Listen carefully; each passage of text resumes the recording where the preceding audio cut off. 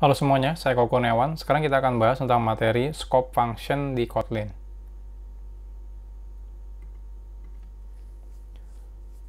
Kotlin itu memiliki banyak standar library yang berisikan beberapa function yang bisa kita gunakan untuk mengeksekusi objek dengan mudah memanfaatkan lambda expression.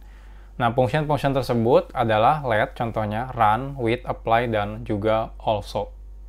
Nah, ini function-function ini kita namakan istilahnya adalah scope functions. Yang pertama kita akan bahas dulu tentang let function. Let function itu apa? Let function itu bisa digunakan sebagai reference block agar kita bisa lebih mudah ketika ingin memanipulasi sebuah objek. Let function memiliki parameter objek itu sendiri, sehingga kita bisa menggunakan kata kunci it untuk mendapatkan referensi terhadap objek tersebut. Nah, ini cocok banget untuk ketika ada masalah, bukan masalah ya, kasus kita mau memanipulasi objek itu sendiri, lalu kita capek harus ngetikkan si nama objeknya tersebut berkali-kali. Nah, contoh seperti ini. Kita pengen ngerubah nama dari si student dan juga age-nya. Biasanya kan student.name sama dengan apa, student.age sama dengan apa. Oh, sorry, ini bukan itu ya, tapi ngakses datanya. Contohnya kan kalau kita mau ngakses data student.name dan student dan sebagainya. Nah, ini bisa kita gunakan student.let. Ini adalah extension function. Lalu di dalamnya untuk dapetin data studentnya kita cukup menggunakan it. Seperti ini. Nah, oke, kita coba langsung praktekkan. Bisa bikin class file Kotlin scope function. Kita bikin main. Lalu di sini kita bikin student sama dengan student gitu ya. Echo misalnya 20 atau 15 seperti ini. Lalu kalau saya pengen ngakses biasanya kan print line student.name seperti ini ya. Age. Nah, ini kita bisa menggunakan student titik let. Di dalam blok lambda ini kita bisa ngambil data studentnya menggunakan it.name seperti ini. Print line it name it age. Memang kelihatannya kayak lebih panjang, tapi kalau teman-teman atributnya banyak banget, contohnya atributnya ada ini gitu ya, segini, ini lebih simple pakai it ini. Dan kita bisa lihat juga, oh bagian ini pengen ngeksekusi si blok student ini. Nah, jadi seperti ini. Ini cuma kayak helper doang sih, biar kita lebih, code yang kita bikin itu lebih readable ya, gampang dibacanya. Hasilnya sama aja, nggak ada yang aneh-aneh sebenarnya. Nah, seperti ini. Kalau kita lihat isi let, dia sebenarnya ada balikan R ya. Block function itu balikan R. Jadi kalau di sini kita echo gitu ya, ini file result semuanya bisa seperti ini tuh. Ini file print line result, ini bisa seperti ini. Keluar ya. Atau kalau teman-teman pengen resultnya diganti pakai ini bisa juga. Let name it.name age it.age. Nah, ini bisa seperti ini juga. Nah, lihat hasilnya seperti ini. Ini yang pertama ya. Selanjutnya ada lagi, dia adalah run function. Run function mirip dengan let function, yang membedakan adalah pada run function tidak ada parameter pada lambdanya, sehingga kita tidak bisa mengakses reference object menggunakan kata kunci it. Namun kita masih bisa menggunakan kata kunci this. Contohnya seperti ini. Jadi ini mirip kayak let sebenarnya, cuma bedanya ngakses reference object studentnya bukan lagi pakai it, tapi pakai this. Nah, jadi kita coba file result 2 sama dengan student.run ya. Ini saya copy paste saja biar simple.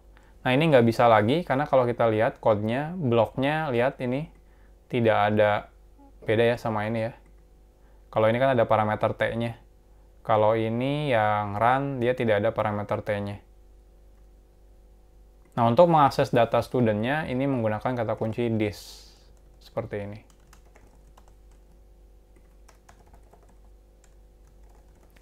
Result 2. Hasilnya, kalau kita running, sama aja sebenarnya. Jadi ya teman-teman bisa bebas milih sih, mau pakai it, mau pakai run, ya nggak ada masalah. Teman-teman tinggal pilih aja lebih enak pakai yang mana. Nextnya ada apply function. Apply function hampir sama juga dengan run. Yang membedakan adalah return value dari apply function adalah reference object itu sendiri. Kalau ini kan return functionnya bisa jadi string ya. Tapi kalau apply, return functionnya itu si objek itu sendiri. Jadi di sini file result 3 misalnya ya, sama dengan student.apply. Lalu di sini, kalaupun teman-teman di sini ngelakuin apapun itu, kalau misalnya teman-teman cek result 3, itu ya, result 3 tetap student. Jadi apply itu diperhatikan, isinya sebenarnya dia return-nya adalah tetap T. Jadi yang ini tuh lambdanya jadi unit, jadi nggak ada return-nya. Jadi di sini tuh di-ignore istilahnya. Jadi kayak ini sama aja teman-teman mau ngelakuin apapun terhadap student, tapi nanti balikannya datanya student lagi. Jadi ini kita buat perbandingan aja ya. Result 3 itu hasilnya tetap student. Oh iya, tambahkan di sini deh. Nah, biar lebih jelas. Ini adalah string. Ini adalah string. Seperti ini. Ini kalau kita running, hasilnya. Kalau yang apply itu balikannya adalah student.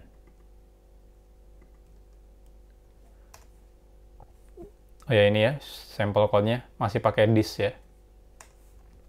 Ada juga also function. Also function mirip dengan let. Yang membedakan adalah pada also function return value-nya adalah reference object itu sendiri. Jadi balikannya tetap student. Ya. Jadi also itu mirip kayak let ya, kayak let ini. Jadi pakainya reference object-nya it, tapi balikannya kalau ini kan sesuai dengan lambda ya. Lambdanya ini string, balikannya ini string. Tapi kalau yang also itu balikannya student. Nah, ini saya coba copy paste. Ini kalau kita ganti also, ini bukan string lagi, tapi student. Ini 4 ya.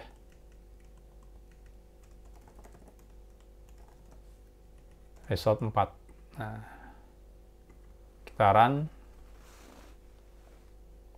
Hasilnya ini.